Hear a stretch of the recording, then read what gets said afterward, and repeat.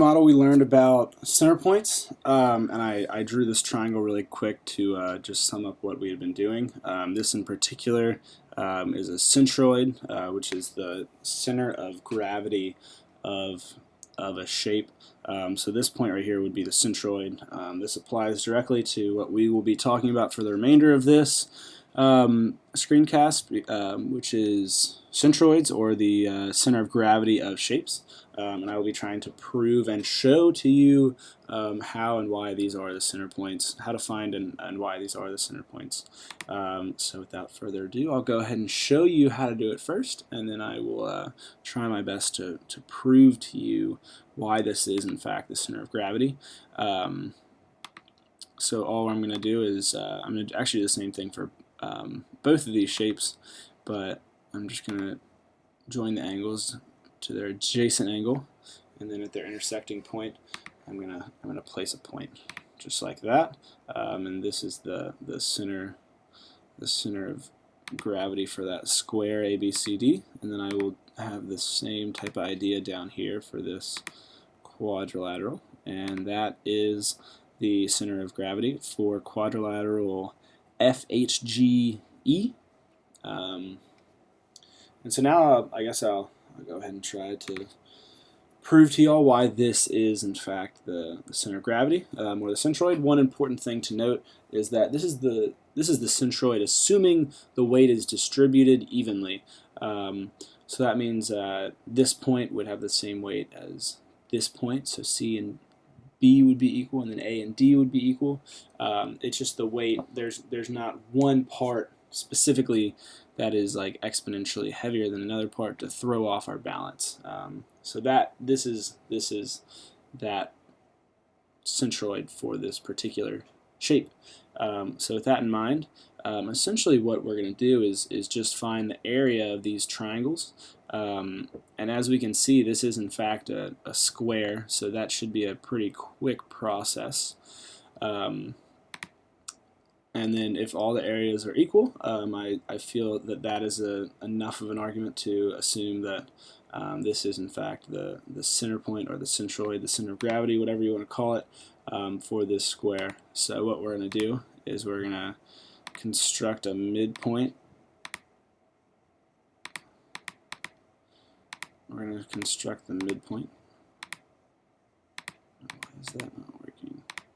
Excuse me. We're going to construct the midpoint here.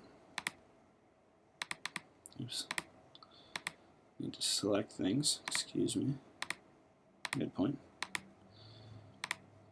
Construct the midpoint. And so this is just so we can more easily find the distances, and so then we can more easily find the areas, as I had mentioned we're going to do. So just really quick, we're breaking this square up even more so that we can find each one of these lengths, so that we can then plug it into the formula for a triangle, 1/2 base times height, and then hopefully, fingers crossed, they all add up so that we can prove our point as to why this is the centerpiece, or the center point.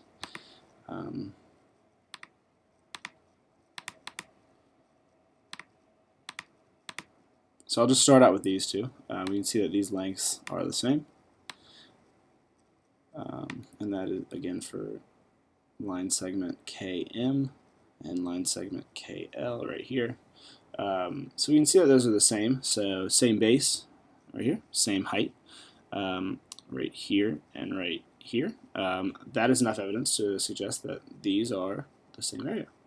And then moving on to these two line segments, what we're going to do is the exact same idea, measure them. Oops, didn't highlight the right one. And yet again, we can see that these are the exact same lengths. Line segment KN and line segment KO are equal. That means the height of these two triangles are in fact equal. In fact, all of the height and the base are equal for all of them, meaning that there's an equal area in each one of these 4 triangles, and with their one center point being where all of the triangles merge together. All of their vertices are touching at one point right here in the middle, this point K, and that proves that K is the center of gravity for this figure. Now for this quadrilateral down here, it'll be a similar process, maybe just a little bit different, but essentially what we're going to do is we're going to take and we're going to create a perpendicular line. So one thing I guess I wasn't incredibly clear on before, these sides are parallel, as well as these sides are parallel. This is a parallelogram, but the question does simply call for a quadrilateral, so that will suffice. That is just a little bit of extra information that will help us in a minute. And so all I'm going to do right here is just add these points in. Oops. And add them in so that they're touching both the perpendicular lines and the outer lines.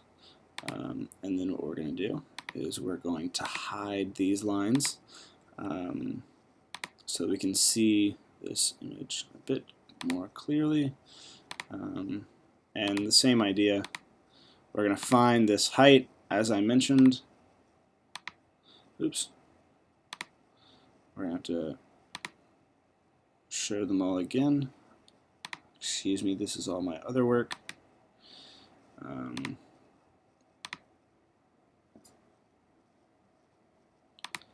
That was just how we did it, but this is simply so that we can find the height. This is the exact height of the triangle GE, and then that center point. I guess that hasn't been created yet. But what we're going to have to do is make a parallel line, because I forgot to put in a point right here. Silly me. And yet again, we're going to hide this object so that we can see it a bit clearer, but that's not hiding for some reason.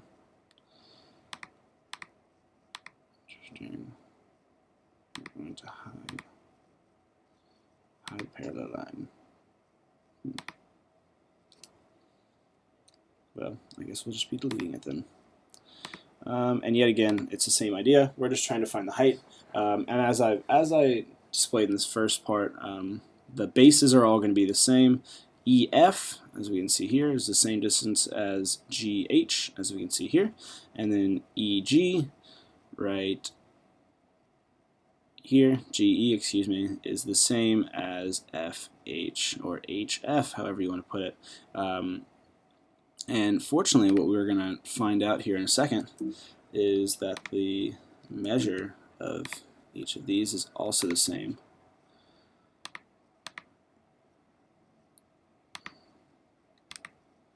Oops. Length.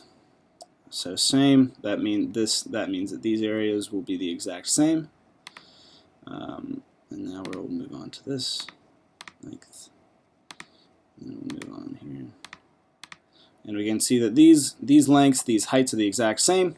So by the same logic we used for the square, we've shown that this is in fact the center point. All the areas are the exact same for these triangles. This area is the same as this. This area is the same as this. They will then balance out. That's the idea. You can almost think of this as the balancing point, the point that makes sure that your shape is perpendicular to the point holding it up. You can almost think of it as putting your finger at that spot and holding it directly in the air. Your finger should be perpendicular to the shape, and thus that is the center point, centroid, center of gravity, whatever you so choose to call it. Thank you so much for listening to this, and I hope it was very informative on centroid.